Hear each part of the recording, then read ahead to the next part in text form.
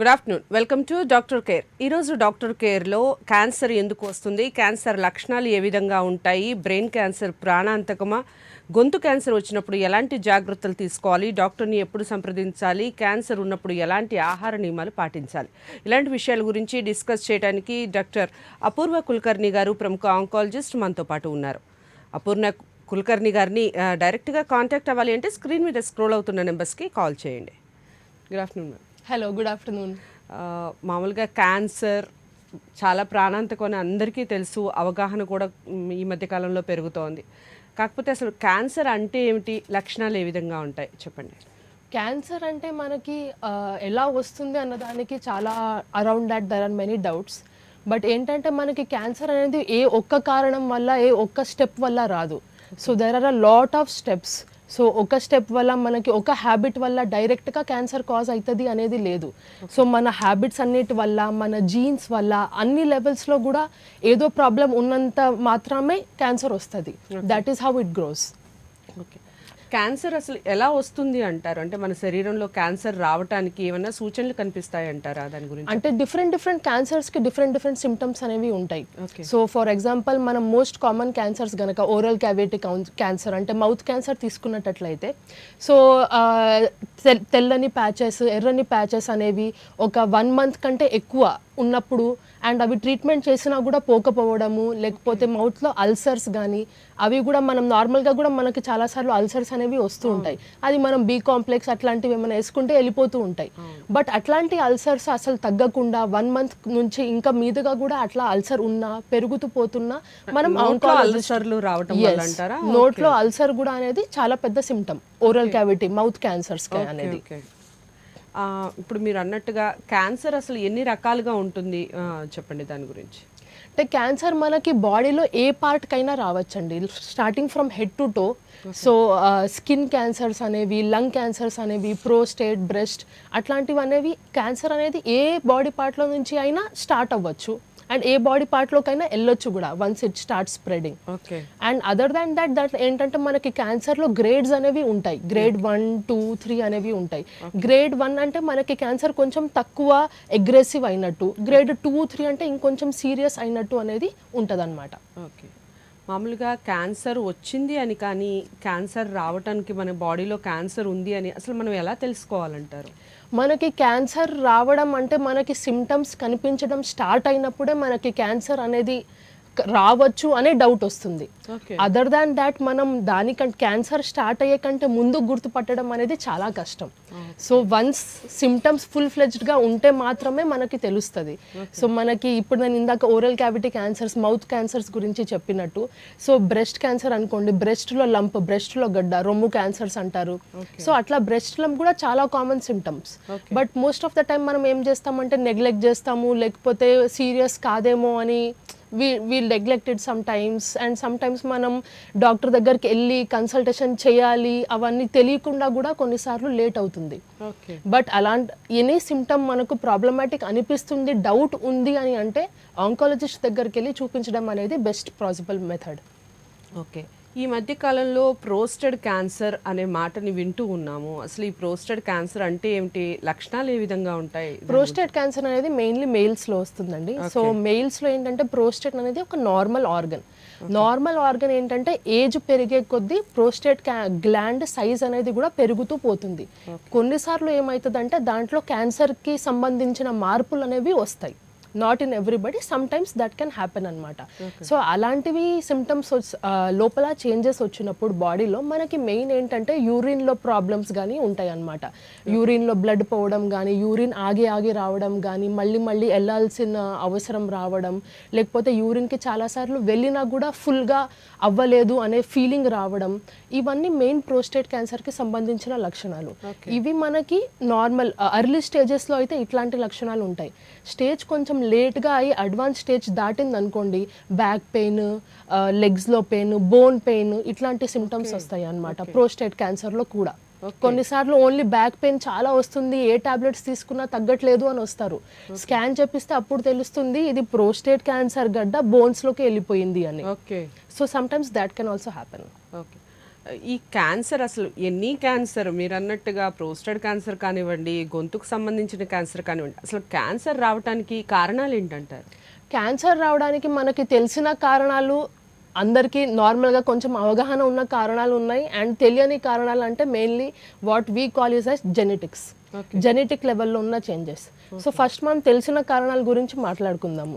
Smoking, alcohol, మనకి active life style లేకపోవడం, over weight ఉండడం, ఒబేసిటీ, అండ్ ఈ మధ్య మనం the life style, the kind of life style also cancer కి ఒక reason. yes it is very much, it is very much. Obesity itself is a main contributory factor అన్నమాట for so many cancers. Breast cancer అంటే రొమ్ము cancer, uterine cancer, గర్భసంచి cancer, ovarian cancer, ఇవన్నీ చాలా directly link ఉంది ఒబేసిటీకి, over weight ఉండటానికి, ఈ క్యాన్సర్స్కి. సో ఇవి మెయిన్ ఫ్యాక్టర్స్ అన్నమాట ఈ క్యాన్సర్స్ కాజ్ చేయడానికి. సో మనకి అది ఉంది, and the life style we kind of lead nowadays, and మనం ఎక్కువ గ్యాజెట్స్ యూస్ చేసుకుంటా తినడం, మైండ్లెస్ ఈటింగ్, ప్రాసెస్డ్ ఫుడ్స్ని ఎక్కువ తినడము, జంక్ ఫుడ్స్ని ఎక్కువ సేవించడము, ఇవన్నీ అనేవి కాంట్రిబ్యూట్ చేస్తాయి at some level or the other. And this, when combined with the genetic changes which happen in our body, they can give rise to cancer. Okay. So cancer కి obesity is also one reason అని నిజంగా చాలా మందికి తెలియదు. yes మనకి smoking, alcohol generally తెలిసి ఉంటుంది, but neglect చేస్తారు అది కూడా. బట్ స్టిల్ ఇది ఒబేసిటీ, ఓవర్ వెయిట్ ఉండడం. క్యాన్సర్ అనగానే ముందుగా అందరూ మాక్సిమం చెప్పే విషయం ఏంటంటే స్మోకింగ్ ఉంటుంది, డ్రింకింగ్ ఉంటుంది, అందుకని క్యాన్సర్ వస్తుంది అని. అవునవును, ఒబేసిటీ ఉండటం వల్ల కూడా క్యాన్సర్ వస్తుంది. Obesity is a main predisposing factor for so many cancers. Direct link ఉంది దానికి, అండ్ స్టడీస్ లో దానికి అండ్ క్యాన్సర్ కి. సో యాక్టివ్ లైఫ్ స్టైల్ ఉండడము, డైలీ ఎక్సర్సైజ్, హెల్దీ ఫుడ్ అనేది చాలా ఇంపార్టెంట్. ఓకే. అండ్ మనం ఇప్పటిదాకా మాట్లాడుకొని విషయం బ్లడ్ క్యాన్సర్ గురించి. బ్లడ్ క్యాన్సర్ అసలు ఎందుకు వస్తుందంటారు? బ్లడ్ క్యాన్సర్ రావడానికి గల కారణాలు ఏంటి, సిమ్టమ్స్ ఏంటి, దాని గురించి చెప్పండి. బ్లడ్ క్యాన్సర్ కూడా like any other cancer which I said is also a lot of, but blood క్యాన్సర్కి మెయిన్లీ ఏంటంటే ఈ స్మోకింగ్, ఆల్కహాల్ రిలేషన్ అంతా ఉండదు. ఈ జెనెటిక్ చేంజెస్ అండ్ లోపల బాడీలో ఉన్న చిన్న చిన్న సెల్ లోపటి మైక్రోస్కోపిక్ చేంజెస్ అనేది ఎక్కువ ఉంటాయి అన్నమాట. సో మెయిన్లీ బ్లడ్ క్యాన్సర్ అంటే మన బ్లడ్లో 3 రకాల సెల్స్ ఉంటాయి, red blood cells, white blood cells and platelets అని. సో ఈ వైట్ బ్లడ్ సెల్స్ ఏంటంటే మన బాడీలో మన డిఫెన్స్ మెకానిజం అన్నమాట, మనకి ఏ ఫీవర్ రాకుండా, ఇన్ఫెక్షన్స్ రాకుండా ఇవన్నీ ఫైట్ చేస్తాయి అన్నమాట. బట్ ఈ బ్లడ్ క్యాన్సర్స్లో అనేవి అవన్నీ కొంచెం దెబ్బతింటాయి. సో మన బాడీ ఇమ్యూనిటీ అంతా పడిపోతుంది. సో రిపీటెడ్ ఫీవర్ కానీ, ఇన్ఫెక్షన్స్ కానీ, ఇంకా ప్లేట్లెట్స్ దెబ్బతింటాయి కాబట్టి బ్లీడింగ్ అవ్వడం కానీ, ఇవన్నీ సిమ్టమ్స్ వస్తూ ఉంటాయి బ్లడ్ క్యాన్సర్ అంటే. ఓకే. సో మామూలుగా చాలా మందికి తెలిసిన విషయం ఈ బ్రెస్ట్ క్యాన్సర్ లేడీస్లో వస్తుందని, అఫ్ కోర్స్ కొంతమంది జెంట్స్లో కూడా రావచ్చు అని ఈ మధ్య కాలంలో అవగాహన కలుగుతోంది. అసలు బ్లడ్ క్యాన్సర్ లేడీస్లోనే వస్తుందా, జెంట్స్లో కూడా వచ్చే అవకాశం ఎందుకు ఉంటుంది, దాని గురించి? బ్రెస్ట్ క్యాన్సర్ అనేది మేల్స్ అయినా ఫీమేల్స్ అయినా ఎవరిలో అయినా రావచ్చు. బికాస్ బ్రెస్ట్ టిష్యూ అనేది మన రొమ్ము ఏమంటే అంటారో బ్రెస్ట్, ఆ టిష్యూ అనేది మేల్స్లో కూడా ఉంటుంది, ఫీమేల్స్లో కూడా ఉంటుంది. బట్ ఫీమేల్స్లో ఏంటంటే హార్మోనల్ ప్రొఫైల్ వైజ్ డిఫరెంట్ ఉంటుంది, మేల్స్లో డిఫరెంట్ ఉంటుంది. బట్ అంతకంటే ఆ టిష్యూ ఉంది కాబట్టి ఆ టిష్యూ నుంచి వచ్చే క్యాన్సర్ కూడా రావడానికి ఛాన్సెస్ అంతే ఉన్నాయి. బట్ హ్యావింగ్ సెడ్ దట్, మేల్స్లో బ్రెస్ట్ క్యాన్సర్, ఇప్పుడు ఫీమేల్స్లో బ్రెస్ట్ క్యాన్సర్ వచ్చే ఛాన్సెస్ 1 in 10 అనుకోండి. మేల్స్లో it will be 1 in 1 lakh. It is less common, but still males లో కూడా రావడానికి 10%, 10% ఎక్కువగా వస్తుంది లేడీస్ లో. yes లేడీస్ లో ఎక్కువ వస్తుంది, బికాజ్ హార్మోనల్ ప్రొఫైల్స్ అవన్నీ డిఫరెంట్ గా ఉంటాయి లేడీస్ లో కాబట్టి. బట్ మేల్స్ లో కూడా రావచ్చు. అండ్ మేల్స్ లో యాక్చువల్లీ వచ్చినప్పుడు ఏంటంటే దాని గురించి అవగాహన లేక చాలా లేట్ స్టేజెస్ లో డయాగ్నోజ్ అవుతారు. అప్పుడు అనేది మనం ట్రీట్మెంట్ చేయగలిగింది కొంచెం ఆప్షన్స్ అనేవి లిమిట్ అయిపోతాయి. So it generally tends to be aggressive in males. So difference చెప్పండి మేడం. అంటే మామూలుగా రొమ్ము క్యాన్సర్ వచ్చినప్పుడు జెంట్స్ లో ఎలాంటి సిమ్టమ్స్ కనిపిస్తాయి, లేడీస్ లో ఏవైతే సిమ్టమ్స్ కనిపిస్తాయో అవే జెంట్స్ లో కూడా కనిపిస్తాయి, ఇంకా ఏమైనా వేరే సిమ్టమ్స్? ఎగ్జాక్ట్లీ, మేల్స్ లో కూడా అదే సిమ్టమ్స్ ఉంటాయి. మనకి రొమ్ము అనేది చెస్ట్ లో టిష్యూ ఎన్లార్జ్ అవ్వడం, గడ్డలాగా రావడము, లేకపోతే ఆర్మ్పిట్ లో అంటే అండర్ ఆర్మ్ ఏరియాలో గడ్డలాగా రావడము, ఇవన్నీ మేల్స్ లో కూడా same like in females. Okay. బాడీలో ఎలాంటి చేంజెస్ వస్తాయి క్యాన్సర్ వచ్చినప్పుడు? ఎనీ క్యాన్సర్, ఒక క్యాన్సర్ అనేది ఉన్నప్పుడు మన బాడీలో ఏమన్నా సిమ్టమ్స్ కానీ, బాడీలో చేంజెస్ కానీ, ఆల్ ఆఫ్ సడన్ చేంజెస్ కానీ ఏమన్నా జరుగుతాయంటారా? అంటే క్యాన్సర్ అనేది ఎప్పుడైనా ఇట్స్ అ లాంగ్ ప్రాసెస్ అనమాట. సో క్యాన్సర్ స్టార్ట్ అవ్వడం అనేది మనకు తెలిసిన దానికంటే చాలా ముందే స్టార్ట్ అయిపోతుంది ఈ process. But just that we're not aware of it.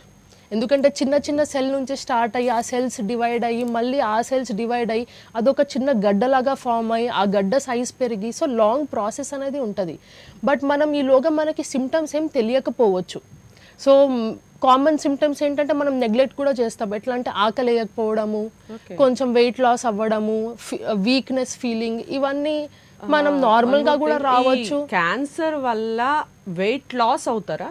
Cancer ఉంటే వెయిట్ లాస్ అవుతారు. ఓకే, బికాస్ క్యాన్సర్ అదొక reason. As cancer process itself is అట్లాంటిది. క్యాన్సర్లో కొన్ని ఏమంటే ప్రోడక్ట్స్ బాడీలో ప్రొడ్యూస్ అవుతాయి, దానివల్ల వెయిట్ లాస్ అనేది చాలా common symptom. Okay, weight loss అవ్వడము. అండ్ వెయిట్ లాస్ అంటే సిగ్నిఫికెంట్ వెయిట్ లాస్ అంటే మరి 1-2 kgs అట్లా కాదు. బట్ క్యాన్సర్లో సిగ్నిఫికెంట్ వెయిట్ లాస్ అంటే ఒక 3 months, ఓవర్ 3 months ఒక 10 kgs లాస్ అయ్యారనుకోండి. సో అట్లాంటిది అనేది వెయిట్ లాస్ కొంచెం అలార్మింగ్. అట్లాంటి వెయిట్ లాస్ని మనం కొంచెం జాగ్రత్తగా చూడాలి, డాక్టర్ని కన్సల్ట్ అవ్వాలి. వన్ మోర్ థింగ్ మేడం, యాక్చువల్గా దిస్ ఈజ్ చాలా మంది ఈ మధ్యకాలంలో వెయిట్ లాస్ గురించి చాలా ఎక్కువ మంది ఫాలో అవుతున్నారు. ఫుడ్ హ్యాబిట్స్ని మార్చేసుకుంటున్నారు, ఓవర్ ఎక్సర్సైజులు చేసేస్తున్నారు. మీరు అన్నట్టుగా ఇప్పుడు ఈ 3 months ఆఫ్ టైంలో 10 kgs తగ్గుతున్న వాళ్ళు నార్మల్ పీపుల్లో కూడా ఉన్నారు. డెఫినెట్లీ.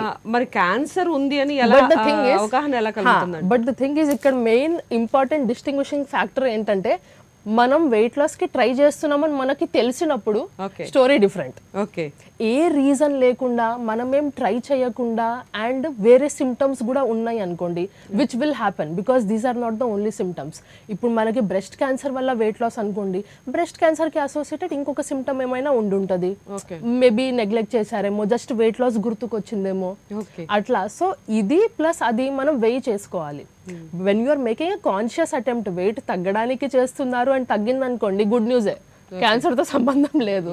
బట్ స్టిల్ మిగతా ఫ్యాక్టర్స్ కూడా మనం కన్సిడర్ చేసుకొని హోలిస్టిక్ గా అనేది మేనేజ్మెంట్ చేసుకోవాలి. రైట్. బ్రెయిన్ కి సంబంధించి మనం బ్రెయిన్ డెడ్ గురించి విన్నాము. న్యూరోకి సంబంధించి కొన్ని వెయిన్స్ డెడ్ అవ్వటం వల్ల కంప్లీట్ గా బ్రెయిన్ డెడ్ అయిపోతుందని, చనిపోతారు అనే మాటలు చాలా విన్నాం. బ్రెయిన్ క్యాన్సర్ ఏమిటి? బ్రెయిన్ క్యాన్సర్ లక్షణాలు ఏ విధంగా ఉంటాయి చెప్పండి. మనకి బ్రెయిన్ క్యాన్సర్ లక్షణాలు నార్మల్ గానే ఉంటాయి, బట్ కొన్ని అలార్మింగ్ సైన్స్ ఉంటాయి అన్నమాట. హెడేక్ రావచ్చు, కళ్ళు తిరగడము, లేకపోతే విజన్లో ఏమన్నా కంటి చూపులో ఏమన్నా లాస్ అవ్వడము, వామిటింగ్స్ రిపీటెడ్, ఇవన్నీ కూడా బ్రెయిన్ క్యాన్సర్ లక్షణాలే. కొన్నిసార్లు పారాలిసిస్ అవ్వడము, పక్షవాతం అంటారు కదా. So all these are symptoms of brain cancers. But ఏంటంటే మనం ప్రతి హెడేక్ని బ్రెయిన్ క్యాన్సర్ అనలేము. సో ఆ హెడేక్కి కూడా కొన్ని క్రైటీరియా ఉంటాయి, ఎన్ని మంత్స్ నుంచి ఉంది అండ్ హెడేక్ టైప్ ఎలా ఉంది. అందుకే మనం ఏది వచ్చినా కూడా ఆ సిమ్టమ్ అది ఒక చిన్న టాబ్లెట్ పెయిన్ కిల్లర్ వల్ల రిలీవ్ అవ్వకపోతే it is always better to go and consult your doctor. మనకి ఎంఆర్ఐ చేపించే అవసరం ఉందా, సిటీ స్కాన్ తీపించే అవసరం ఉందా అనేది కూడా డాక్టర్ చెప్పారు. తీసుకుందాం బాపట్ల నుంచి. హలో హలో హలో, చెప్పండి, మీ పేరేంటండి? మేడం నా పేరు అశోక్ కుమార్ అండి. అశోక్ కుమార్ గారు, క్యాన్సర్ కి సంబంధించి మీకు ఎలాంటి సమస్య ఉంది? డాక్టర్ అపూర్వ గారు ఉన్నారు, చెప్పండి. హలో, మీరు TV volume తగ్గించాలండి.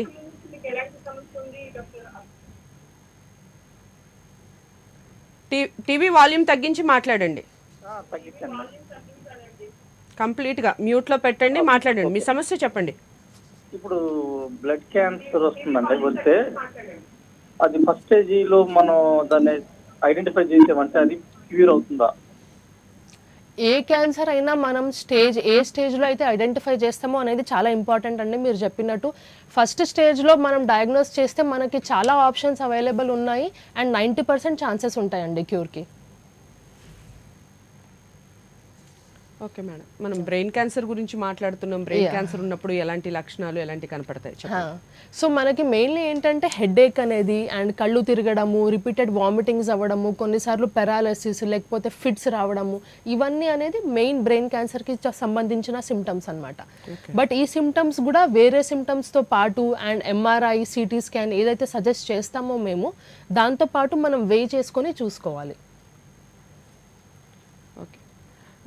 So brain cancer ఉన్నప్పుడు ముఖ్యంగా బ్రెయిన్ క్యాన్సరే కాదు, ఎనీ క్యాన్సర్ ఉంది అని మనం ఒక నిర్ధారణ అయిన తర్వాత ఫుడ్ హ్యాబిట్స్ ఏమైనా చేంజ్ చేయాలంటారా? సేమ్ ఫుడ్ హ్యాబిట్సే ఉంటాయి అంటారా ఒక పేషెంట్కి? దాని గురించి సో యాక్చువల్లీ మీరు ఫుడ్ హ్యాబిట్స్ గురించి అడిగారు కాబట్టి నేను ఫుడ్ హ్యాబిట్స్ ముందే మనం చేంజ్ చేసుకుంటే ఇంతవరకు రావాల్సిన అవసరం లేదు అనేది right.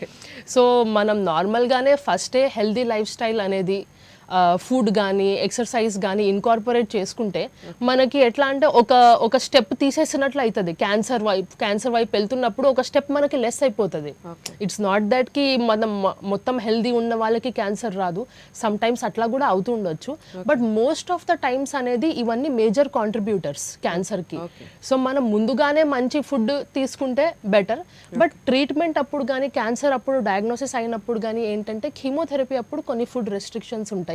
Home cooked and freshly cooked food తినాలి, అట్లాంటివి కొన్ని ఉంటాయి అన్నమాట. But other than that normal ఎప్పుడైనా హెల్దీ డయట్ అనేది క్యాన్సర్ ముందైనా క్యాన్సర్ అప్పుడైనా క్యాన్సర్ తర్వాత అయినా హెల్ప్ చేసేది ఒక healthy wholesome diet. Okay, program beginning నుంచి మనం మాట్లాడుతున్నాం, క్యాన్సర్ గురించే మాట్లాడుతున్నాం. సో క్యాన్సర్లో మీరు చాలాసార్లు చెప్పున్నారు స్టేజెస్ అంటూ ఉన్నారు. సో ఎన్ని స్టేజెస్ ఉంటాయి? ఏ స్టేజ్కి ఒక పేషెంట్ వెళ్ళినప్పుడు అది ప్రాణాంతకంగా భావించాలి? దాని గురించి చెప్పండి. ఓకే, క్యాన్సర్లో జనరల్గా మనం ఓవరాల్ ఒక ఐడియా తీసుకునేటట్లయితే స్టేజెస్ 1 to 4 ఉంటాయి. So stage 1 is the earliest stage and stage 2, 3, 4 అనేది లాస్ట్ స్టేజ్. స్టేజ్ 1లో తెలిసే ఛాన్సెస్ తక్కువగా ఉంటాయంట. తెలిసే ఛాన్సెస్ తక్కువగా ఉండవు. స్టేజ్ 1లో కూడా చాలా మంది డయాగ్నోజ్ అవుతారు. బట్ మనం స్క్రీనింగ్ కానీ కొంచెం ముందు జాగ్రత్తగా ఉంటే more the chances that you will be diagnosed in stage 1. మనం కొంచెం సిమ్టమ్ చూసినా కూడా కొన్నిసార్లు నెగ్లెక్ట్ చేసి ఫర్ వాట్ ఎవర్ రీజన్ వెళ్ళేసరికి చూస్తే డయాగ్నోస్ చేస్తే స్టేజ్ 2 కానీ 3 కానీ ఉంటుంది అప్పుడు. అండ్ ఇంకా లాస్ట్ స్టేజ్ అంటే స్టేజ్ 4. సో స్టేజ్ 4లో వచ్చినప్పుడు ఏమవుతుందంటే మా దగ్గర ఉన్న ట్రీట్మెంట్కి ఆప్షన్స్ ఏమైతే ఉన్నాయో అవి కొంచెం లిమిట్ అయిపోతాయి. సో మేము ఎంత చేయాలనుకున్నామో అంత ఘనం చేయడానికి పేషెంట్ కండిషన్కి చూసుకొని చేసుకోవాల్సి వస్తుంది స్టేజ్ 4లో అయితే. So stage 4 can be life threatening. But stage 1, 2, 3 వరకు మనం మంచి క్యూర్ ఇవ్వచ్చు. స్టేజ్ 4లో కూడా కొన్ని క్యాన్సర్స్లో మంచి క్యూర్ రేట్స్ ఉంటాయి. ఓకే, సో చాలామందికి చాలామందికి ఒక డౌట్ ఉంటుంది, ఏంటి అంటే ఇలాంటి జబ్బులు ఏవైనా ప్రాణాంతకానికి సంబంధించిన జబ్బులు ఏవైనా ఉంటే అవి ఏదైనా అంటురోగాల మనకి అనేది ఉంటుంది. నిజంగా ఇవి అంటురోగం అంటారా? లేదు మేమందరం ఇలా ట్రీట్ చేస్తున్నాం, అదేమో అంటురోగం ఏం కాదు, మీరు జాగ్రత్తగా ఉండొచ్చు అంటారు. సో క్యాన్సర్కి సంబంధించి చెప్పండి. క్యాన్సర్ అనేది అసలు అంటురోగం కాదు. ఒక పర్సన్ నుంచి ఇంకొక పర్సన్కి క్యాన్సర్ అనేది స్ప్రెడ్ అవ్వదు, అట్లాంటి ఛాన్స్ ఏమీ లేదు. డ్యూరింగ్ ట్రీట్మెంట్ అయినా ఏదైనా కూడా క్యాన్సర్ అనేది ఒక పర్సన్ నుంచి ఇంకొక పర్సన్కి స్ప్రెడ్ అవ్వడం అనేది ఏమీ లేదు. అట్లాగనే కానీ గర్భవతి మహిళలకైనా చిన్న పిల్లలకైనా ఇంట్లో చాలాసార్లు అడుగుతుంటారు పేషెంట్స్, ఇంట్లో గర్భవతి మహిళలు ఉన్నారు, చిన్న పిల్లలు ఉన్నారు, ఏమైనా ప్రాబ్లం అవుతుందా అని. వాళ్ళకే కాదు, ఎవరికి ఏమీ ప్రాబ్లం కాదు. ఓకే, సో క్యాన్సర్కి సంబంధించి ఎలాంటి టెస్ట్లు అందుబాటులో ఉన్నాయి? మీరన్నట్టుగా స్టార్టింగ్ స్టేజ్లో కనుక్కుంటే రిస్క్ తక్కువగా ఉంటుంది. సో ముందుగా ఒక పేషెంట్కి సంబంధించి ఎలాంటి టెస్ట్లు చేయించుకోవాలంటారు? డాక్టర్ని కన్సల్ట్ అయ్యే ముందే చేయించుకోవాలంటారా, లేదా కన్సల్ట్ అయ్యాక టెస్ట్లు రాసిన తర్వాత చేయించుకోవాలంటారా? దాని సో దీంట్లో బెటర్ ఆప్షన్ ఏంటంటే ఎప్పుడైనా మనకు సిమ్టమ్ ఉన్నప్పుడే వెళ్ళి డాక్టర్ని కన్సల్ట్ అవ్వడం. ఎందుకంటే మనకు సిమ్టమ్స్ ఎట్లా ఉన్నాయో అది చూసి క్లినికల్లీ డాక్టర్ ఆ టైంలో ఏ టెస్ట్ అవసరం అనేది ప్రిస్క్రైబ్ చేస్తారు. మనమే వెళ్ళి చేయించుకునేటట్లయితే గనక అది మనం ఒకటి చేపిస్తాము, బట్ దానిలో మనకి రిజల్ట్ సరిగ్గా రాదు, మళ్ళీ డాక్టర్ దగ్గరకు వస్తారు, ఇంకొకటి చేపించమంటారు. ఇవన్నీ అనేవి దీంట్లో చాలా టైం వేస్ట్ అవుతుందండి. సో బెటర్ ఏంటంటే మనం ఫస్టే సిమ్టమ్ ఉన్నప్పుడు డాక్టర్ దగ్గరికి వెళ్ళిపోతే ఒక ప్రిస్క్రైబ్డ్ ఫార్మాట్లో మనకి ఏది అవసరం లేదు, ఫస్ట్ ఏది చేయించాలి, నెక్స్ట్ ఏది చేయించాలి అనేది ఒక ఆంకాలజిస్ట్ అయితే మీకు కరెక్ట్గా చెప్పగలరు. దాన్ని బట్టి టెస్ట్ చేయించుకుంటే మనకి టెస్ట్ చేయించిన దానికి ఉపయోగం కూడా ఉంటుంది కరెక్ట్గా, అండ్ తొందరగా కూడా ప్రాసెస్ అంతా ఫినిష్ అవుతుంది. సో దట్ ట్రీట్మెంట్ అనేది మనం తొందరగా స్టార్ట్ చేసుకోవచ్చు. ఓకే, సో టెస్ట్లు కంప్లీట్ అయ్యాక ట్రీట్మెంట్ విధానం, ఏ ట్రీట్మెంట్స్ అందుబాటులో ఉన్నాయి? చాలామంది కీమోథెరపీ అంటే భయపడుతుంటారు. Is it right? అంటే కీమోథెరపీ వల్ల చాలా మాకు మళ్ళీ తర్వాత ఎలాంటి వ్యాధులు వస్తాయి అనే భయం కూడా ఉంటుంది. సో దాని గురించి చెప్పండి. ఎలాంటి క్యాన్సర్కి మెయిన్ ట్రీట్మెంట్ ఏంటంటే ఒకటి సర్జరీ అవ్వచ్చు, ఇంకొకటి కీమోథెరపీ, రేడియేషన్ థెరపీ అండ్ కీమోథెరపీలోనే ఇప్పుడు మోర్ అడ్వాన్స్డ్ అంటే టార్గెటెడ్ థెరపీ ఇమ్యూనోథెరపీ వైపు వెళ్తున్నారు. సో ఇవి అనేవి మనకి generalised treatment options for any cancer.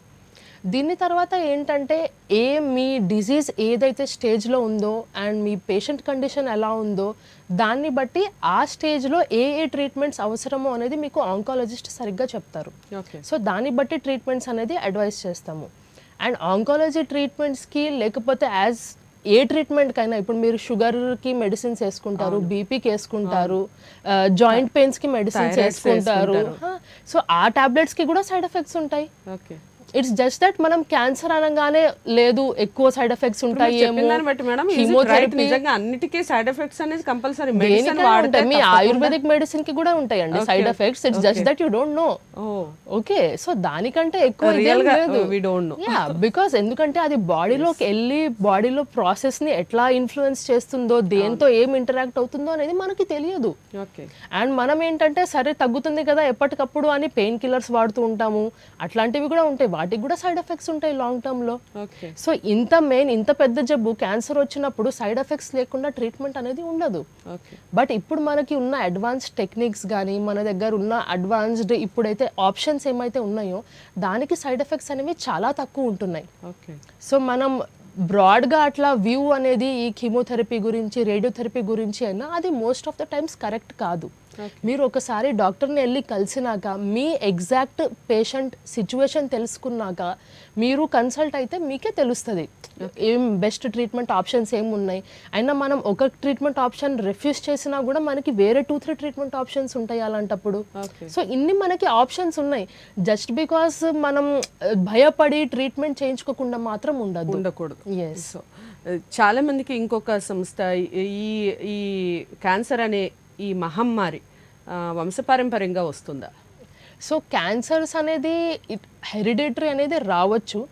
But main ఏంటంటే ఇట్లా హెరిడిటరీ ఒక జనరేషన్ నుంచి ఇంకొక జనరేషన్కి వచ్చే క్యాన్సర్స్ ఓన్లీ కొన్ని ఉన్నాయి, 4 to 5 ఉన్నాయి. అది కూడా వాటి మనం పర్సంటేజ్ తీసుకుంటే జస్ట్ ఒక 5 to 10% ఉంటాయండి.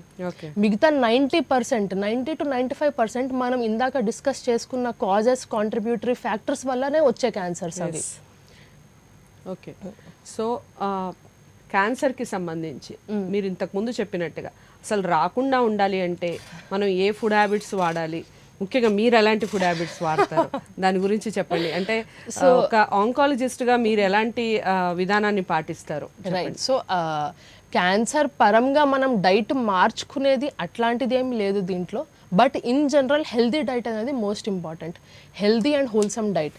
సో మనకి ఫ్రూట్స్ కానీ వెజిటబుల్స్ కానీ రోజు ఎవ్రీ మీల్లో ఇంక్లూడ్ చేయడం, అండ్ దాని తర్వాత మనం carbohydrates, protein,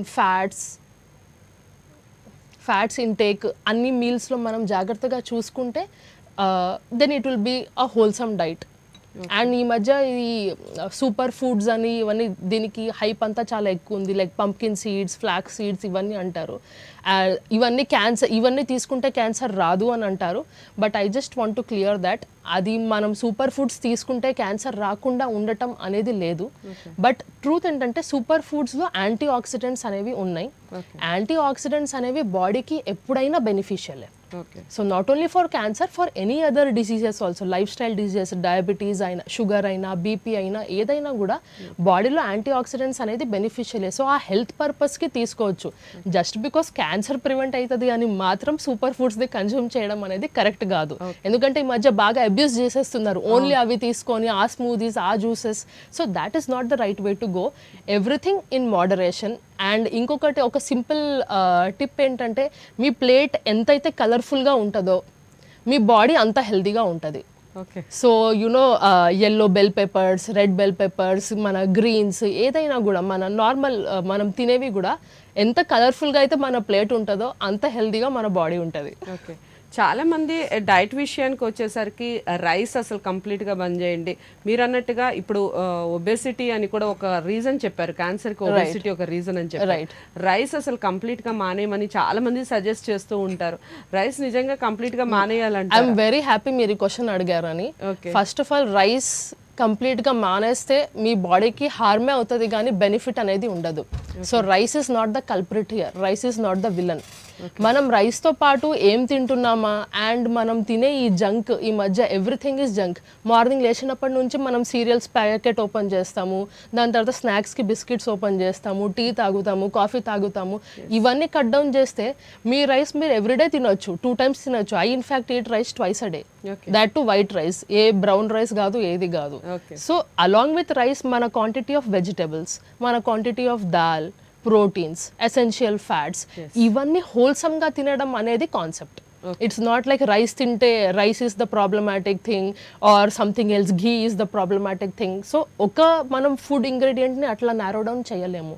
what we're looking at is a wholesome picture. అన్నీ ఉండాలి, అన్నీ హెల్దీ ఉండాలి, అండ్ ఈ ప్యాకెట్ కల్చర్ అనేది ఆగిపోవాలి, తగ్గించాలి. ఓకే, సో హెల్దీ డైట్ పాటిస్తే తప్పకుండా క్యాన్సర్కి సంబంధించి డెఫినెట్లీ, బికాస్ క్యాన్సర్కి సంబంధించిన ఒబేసిటీ, ఈ over weight and of course life style changes, యాక్టివ్గా ఉండటము. మనం ఈ మధ్య because with all gadgets and మన వర్క్ కూడా it allows us to be more sedentary, computer ముందు, డెస్క్ ముందు అన్ని కూర్చొని ఎక్కువగా అయిపోతున్నాయి. సో మనం కాన్షియస్గా ఎఫర్ట్ చేయాలి.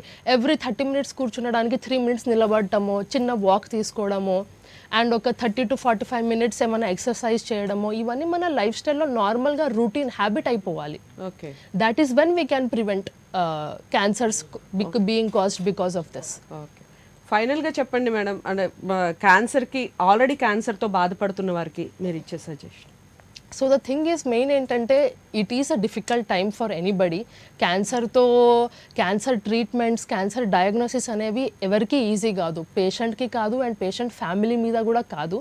బట్ స్టిల్ ఏంటంటే మనం we have to take 1 step at a time తీసుకొని మనం ఎంతవరకు అయితే చేయగలమో డాక్టర్ పేషెంట్ రిలేషన్షిప్తో సరిగ్గా చేసుకోవడం, ట్రీట్మెంట్ అనేది most important. Okay, thank you so much. క్యాన్సర్కి సంబంధించి చాలా అవగాహన కల్పించారు, చాలా విషయాలు, తెలియని విషయాలు చాలా చర్చించడం జరిగింది. Thank you so much. ఇది ఇవాళ డాక్టర్ కేర్. రేపటి డాక్టర్ కేర్లో మళ్ళీ కలుసుకుందాం. అంతవరకు సెలవు.